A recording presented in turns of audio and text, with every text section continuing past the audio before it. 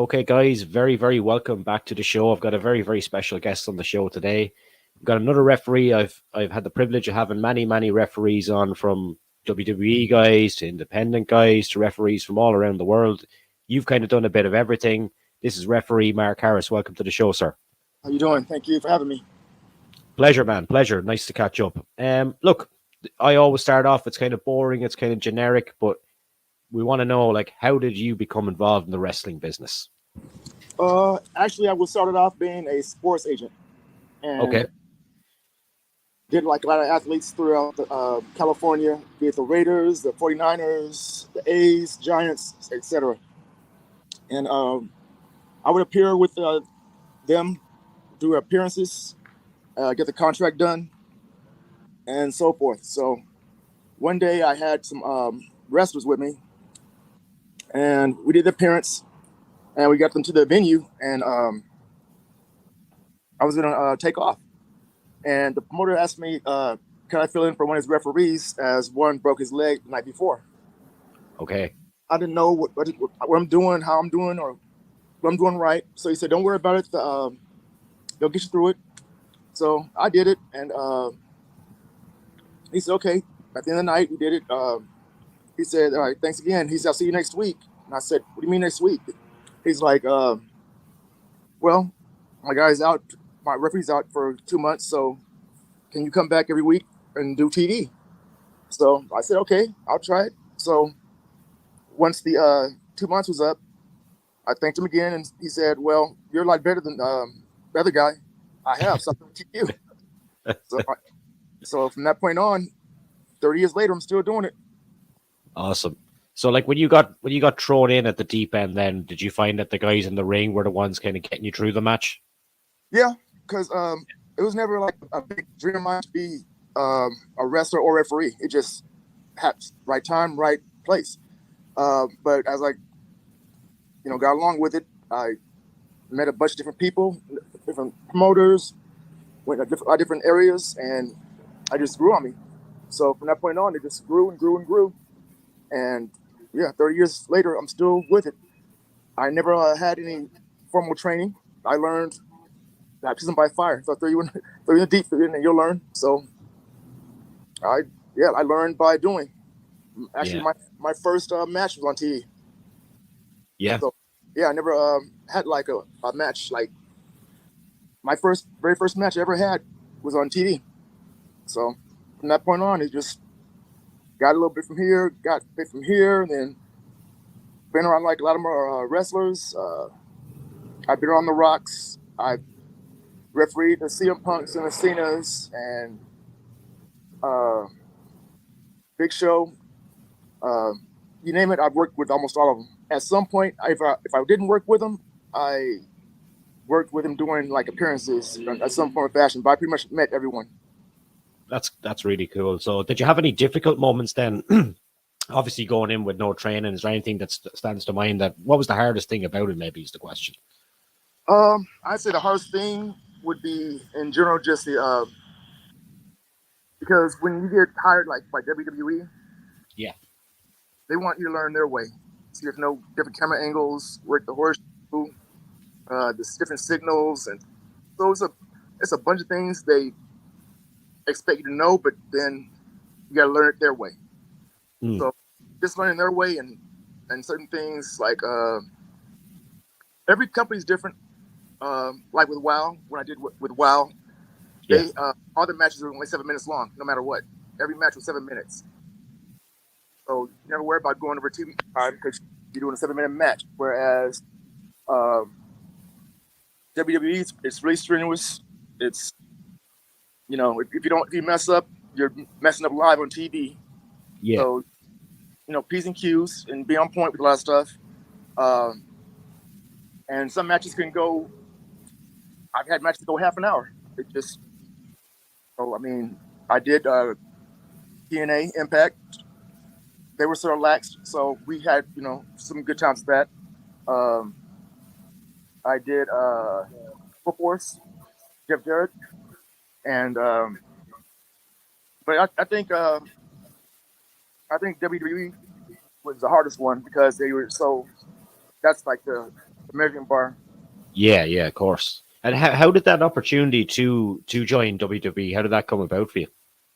I was actually working in a veterinary hospital, and I was doing some surgeries at the time, and my phone went off, and it's like a 3-hour time difference from where they're at. So it had, of course, the 203 area code, and I thought it was a joke. I hit ignore, and then it called right back, 203 area code. I hit ignore. Then I called back right again, and I went to pick up, but they already hung up, so I left a message. It was Ty Bailey from WWE, and he asked if I was still interested in being a referee for him. And I said I did. So he said, "Can you get down to Monday Night Raw in Las Vegas?" And this was August of 2009. Yep. I said, "Yeah." I said, "Yeah, I can do it." So I was there with, I think, like probably 6 to 8 more referees, and I did a quick trial match. And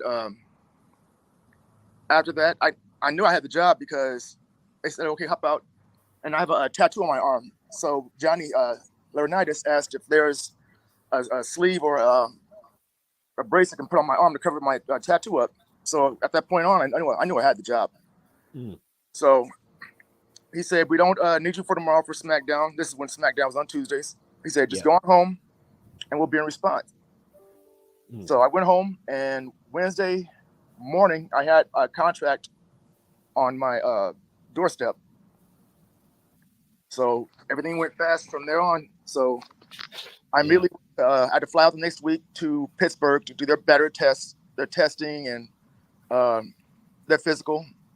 And that was August of 2009. And by October, I was in Florida at developmental. Wow. And you mentioned Johnny Ace there with the tattoos. Was that just a thing they didn't want the referees to have any kind of personality, maybe? Yeah, at the time they didn't want it. They wanted it to be all sort of like. They relaxed a lot from where they are now to where they were. They relaxed a lot. Just jumping a bit forward then, to like a lot of people complain. I don't know if you watch the AEW products, but a lot of people seem to complain that the referees have too much personality or character. Do you find that, or do you think it's kind of more exciting to see your referees kind of having more of an impact that way? I think it's a distraction. I don't. Yeah. They shouldn't.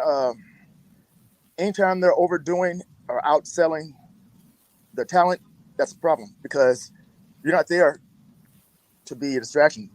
You're there to be invisible unless you're needed at a certain spot. So when they're doing all the extra stuff, all the jumps and staying on the ropes and all that stuff, it's distracting. It takes away from the talent, and it's a lot of me just like that. Even with the guys, there's a lot of them that same thing. You're not there to be, if you can be seen and not heard, or vice versa. I mean, just know where your spots are at. That's when we work in a horseshoe. We don't go in front of the camera and walk in front of the talent. You work a horse, walk around them. Don't be in front on the camera side on the hard cam. You move around them. They don't move around you. So, yeah, I think it's really distracting. Yeah. So when you went to developmental, then, like, obviously you alluded that you kind of learned everything that you knew on the fly just as you go.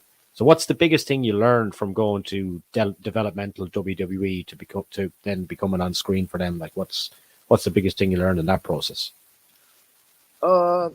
Anytime, camera angles, promos. Like Wednesday was promo day. So every Wednesday, the refs would run the promo class as far as like in the countdown and when they the signals of what's left and how much longer. And Dusty Rhodes was over that whole thing, but we'd help run it with him. But just being involved with Dusty and picking his brain and seeing how he ran it, how he worked throughout it, and how he dealt with it. One of the best ever to do it. Yeah, I can imagine he was an amazing person to learn from. Yeah, he never called me by my name. he always called me Junior. And one day he told me why, because I reminded him of his childhood best friend, whose name was Junior. So Nice. he would call me Mark. It was always Junior. Yeah. Nice little memory there. Any memories of working with Shawn Michaels then in NXT or Triple H? What were those two guys like? I worked with Triple H a lot. Shawn Michaels, by the time he got to NXT, I was gone. Yeah. I didn't even get a chance to see the Performance Center, because by the time that was built and up and running, I was already in the main roster. But yeah, I worked with Triple H a lot. Funny guy, clever, always approachable. I know nothing bad about him. Good man. What do you think of the job that he's done since Vince has stepped away from the product? No, I said Triple H he's passing the guard. You know, with Vince McMahon, it was his way or the highway. With Triple H, he's very open to hearing people, your ideas, your thoughts. You know, he's more approachable. Everyone has their own side, but he's more approachable. And I think with this generation, it's a lot easier to relate to, whereas Vince was his way. Yeah. Do you have any memories of working with Vince? He's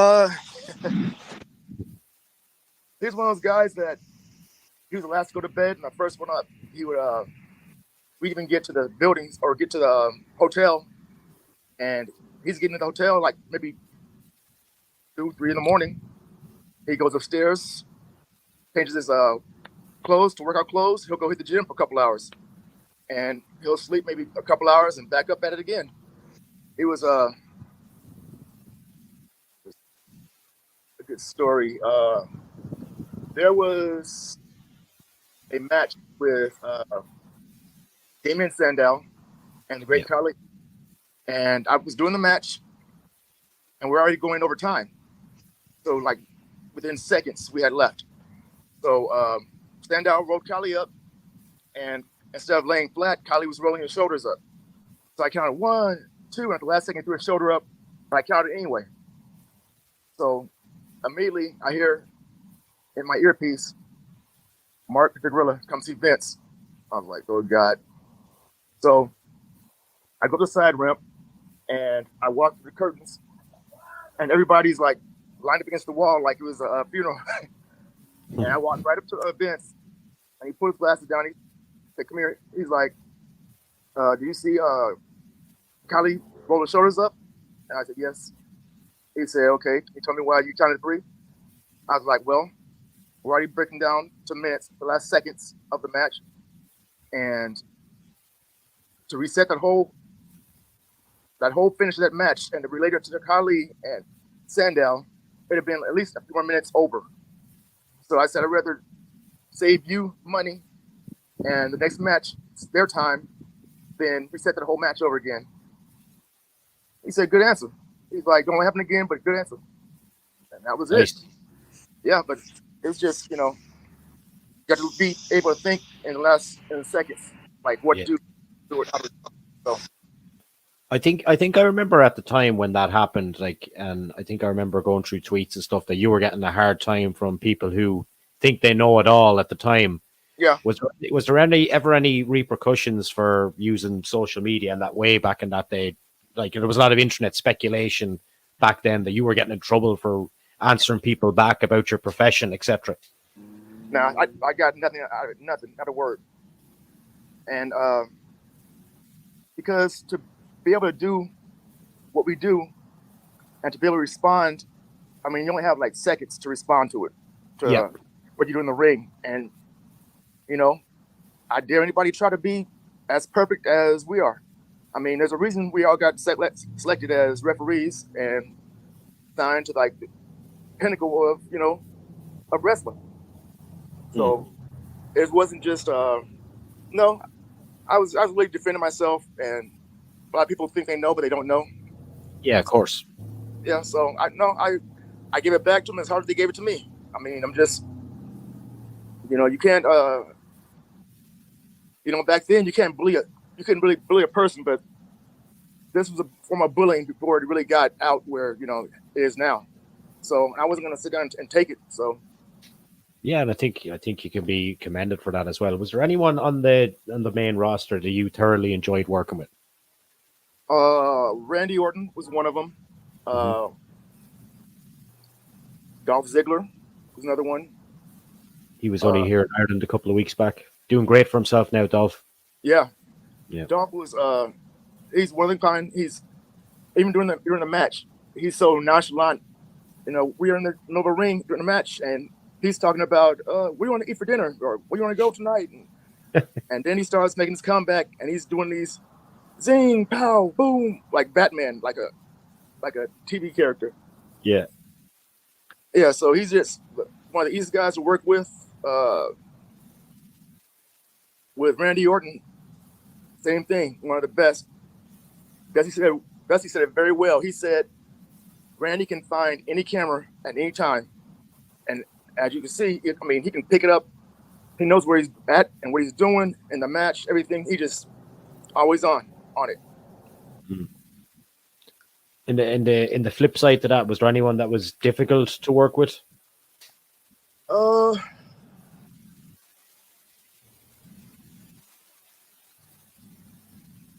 don't think so. I think with anybody you can.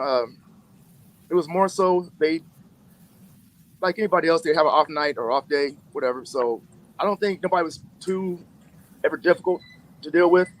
I mean, some people think that CM Punk was difficult. He's never difficult with me. I mean, yeah, he was easy with me. So I was actually there his last day there for that match. I think it was Royal Rumble, I believe. Yeah. Yeah, I was actually there for that. I was actually in his corner when for that last match. So yeah, and look at him now. The journey he went on. This is what happened, in my opinion, to go to AEW, be the biggest star there, and they completely messed up, in my opinion. I know I'm not behind the curtain, but to let your biggest guy leave and join WWE, and I just think it was the biggest ball drop I think I've ever seen. Now, I know there was stuff going on or allegedly or whatever, but anyone that I've ever talked to within the business has never had a bad word to say about CM Punk. Yeah, I think he's misunderstood. He has he's just one of those guys that likes loner, so to say.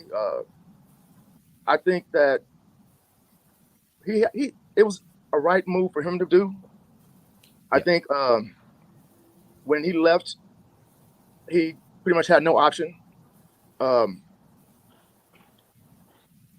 know the real reason why he left, but he had to, make his point and show that he can be marketable someplace else. I mean, he went to UFC, then he went to AEW, and then he made his full circle back. So I think now with the passing of the guard with Triple H there, it's a lot more, on that level approachable, a lot more doable. I don't think he ever wanted to leave, but he had to, take his own steps for that. So. Yeah. When you say the real reason he left, is that something that's public knowledge, or is that something you want to keep to yourself? I would say that it's something I really can't expose, but I know the real reason why, but I really can't throw it out there right now because there's some people involved now that know that they kept it quiet. So I think it's best if I keep it quiet too. Okay. I'm not going to push you. I never push anyone on anything like that. In terms of your career in WWE, what is like your proudest moment there? My proudest moment was I had to do 2 title matches at WrestleMania in New York, and that was 2013. So I had Miz versus Wade Barrett for, I believe it was Intercontinental, and then I had Biggie and Dolph versus Team Hell No with Kane and Daniel Bryan. Bryan, yeah. So that was epic one because usually referees only have like one match. So I got 2 title matches. So that shows something that the level of talent I had in me. So yeah, when it came to, I believe it was 2014 when you were released, and there was a number of kind of releases at that time. oh yeah. What was kind of communicated to you being the reason for your release, or was it just one of these budget cut things that happens every so often? It was financial. I just signed a new contract, and it was all financial from what I was told. Yeah. And when I got released, a few weeks later, I believe brought up like 3 other refs on the roster to replace me. So if you can get 3 for the price of 1, it's Yeah, I get you. Was that severely disappointing for you to happen at that point? Because you probably felt that you were kind of set for a career there, a long career. Yeah, because right now the money is ridiculous. It's all referees are making 6 figures right now easily. Wow. So the way things changed over pretty much like the last few years, you're seeing different things. You're seeing like longer contracts. Instead of 3 years, doing 5 years. You're seeing NXT traveling doing well, and they're doing pay-per-views, and Yeah, hear you now again. Okay. Yeah, like I said, all my friends are still there. I got a lot of good buddies still there. So yeah, I like to, get a chance to travel with them again, and, hang out on a much lighter scale than it was before. Yeah. And in terms of life after WWE, you've been extremely busy. So do you want to fill the fans in on kind of what you've been doing since then up until where you are now? I know that's a lot of years, but Yeah. summary. Like I said, I did WWE, I did Impact TNA, I did Global Force, I did WoW. Now I'm mostly strictly with All Korean Wrestling. They get to pick their days first, and after I give them my pick, their days that they want, then I fill my schedule with everybody else. So I do a lot with All Korean Wrestling. So I just got back from 2 weeks in Jamaica with them. So I'm pretty much gone. Like at least half the month I'm gone. Nice. But yeah, other than that, I mean, yeah, we're doing we're trying to add Nepal and Japan to the traveling. Nice. We're gonna do Guyana and Barbados and Puerto Rico and quite a few others coming up. So yeah, we're staying busy. It's nice to be able to see, that side of the world still and be traveling at that schedule. Well, mostly because the Caribbean doesn't get a lot of wrestling over there. So when we can take it over there and expose it, we have sold out crowds. I mean, we had like 2,500 in the Bahamas, and we're gonna do the Bahamas again in October, and we had to up the building because we kept selling it out. So now we're at I think it's 4,500 to 5,000 capacity for this building. Wow. Yeah, so the Bahamas is great. I love it. We've been there probably, I think, at least 4 to 5 times this year, and Trinidad and Tobago, I've been at least 4 times. Jamaica, I lost track. We're at Jamaica like 5 or 6 times a year. So we're slowly getting out there. Staying busy. Do you get to chill out in Jamaica, if you know what I mean? Oh, yeah. Yeah, we hang out. Yeah. Because when we go out there, we're out there for at least a week. Yeah. So you got to figure we're only doing one show that time. There's been like, we did 2 shows, like, I think it was one Friday and one Saturday, I believe, in Trinidad. So generally we focus on like, at least one show out there. So one show, and the rest were either hanging out or, hitting the beach, enjoying. So it's definitely some fun to play in there. Yeah, nice. Like in Ireland at the moment, like we've a tiny country here. There's only like 5 million population, but our wrestling scene over here is after exploding in the last. We'll say it was getting big before COVID, but then after COVID, it just kind of boomed again. And now we've got a house show next month, and WWE have given Finn Balor and JD McDonough, the two Irish guys, to the indie promotion over here for the show in the National Stadium. So 2,500 people sell out indie show. Like, it's great to see. I love Ireland. I've always loved Ireland. Always loved it. Because back then, when we do shows, one crew would do Raw, I'm going to do SmackDown. So the Raw team, if they were doing, say, all of England, they had tour buses where SmackDown would do the other countries, and we'd be in France one day, and the next day we'll be in Germany, next day we're in Ireland, that sort of thing. But we're taking flights all the time, overnight. So, and then they switch it, and, then the other crew would take, the tour buses and tour all of England and switch it up. So it all varies, but I love both of it. Yeah, that time when there was that fight, what was it? The volcanic ash cloud that time. WWE were stuck in, I think it was Belfast that time in Ireland for like 5 or 6 days. I don't know if you were there. I can't even remember when that was, but somebody told me that story before. But it is true. Yeah, if it did happen, I wasn't on that tour. But yeah, I definitely was on that one. But I wasn't with everything else though. So I mean, they kept us busy with a busy schedule. It was like I said, with the flights, we do a show, and then as soon as the show's over, hop a flight. Yeah. Flights. Now they're scaling back on house shows and stuff. They're not going to have very many of them, I don't think, even next year. I think since Endeavor took over, the way UFC operate, similar kind of company, this is going to be big money stuff now, I think, from now on. And you can see that reflected in the ticket prices and the way it's gone. It's gone into more of a premium product, but in fairness, events that way are kind of gone that way across the world. Plus, too, with with Raw going to, what is it called? Netflix. Yeah, Netflix. With them going to Netflix, and the deal that they got paid for that is insane. So everything's wrapping up. Then I heard SmackDown's going to be going to 3 hours next year. So everything's getting extended. So you know, chances to have people on TV more and seeing more than, it's more beneficial for the money wise, because if I see you, I get your face out there. So I think the TV part is the biggest thing.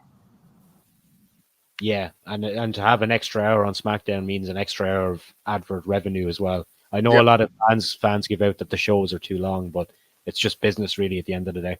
Yeah, they're hitting bigger places too. Yeah, the big arenas.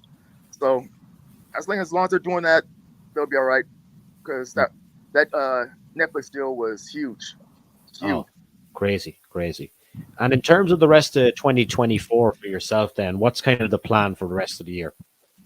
Like I said, I got to do the Bahamas next month. I just got back from Jamaica.